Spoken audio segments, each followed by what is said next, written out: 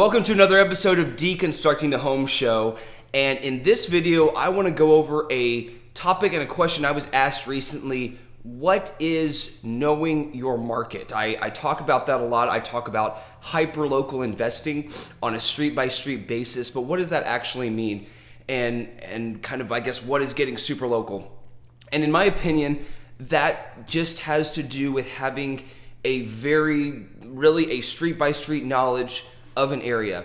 And so what that means is knowing the houses that are being renovated, knowing the land that's getting developed, knowing the population, doing some demographic research. It's not that hard to do, and there's some different resources online.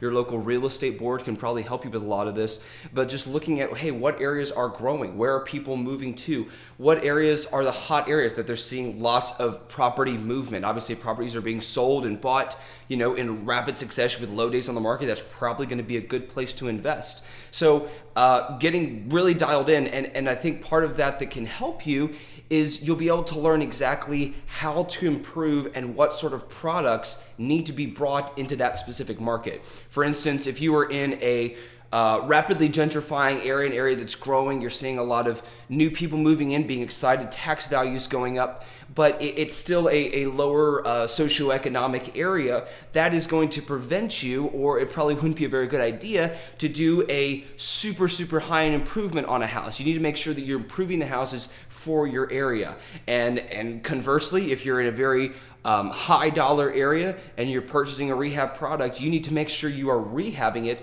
to a level that is appropriate for that area, because obviously if you under improve it, everybody's going to be looking in the area and be like, well, heck, this house doesn't even look as good as the houses that haven't been recently rehabbed in this area. So you're going to price yourself down out of the market.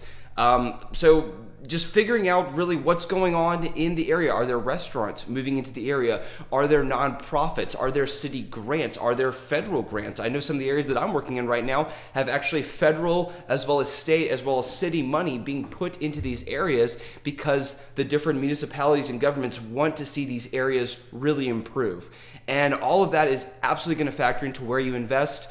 Find your niche and find an area that you feel comfortable in. Don't always be necessarily chasing the trends, but be definitely aware of the trends. And those are areas that if you can identify them early enough, you can get in before you have tons of other investors competing for the same properties, and you can make a lot of money or really get a great foothold in an area where you know the neighbors, you know the HOAs. I try and develop good relationships with all the HOAs in the areas that I'm working in because I want to be their partner and I want them to view me as an asset and that I'm helping to improve this area, not someone who's coming in to push the old people out or not be inclusive of what's going on in the area. So just dial in as much as you can.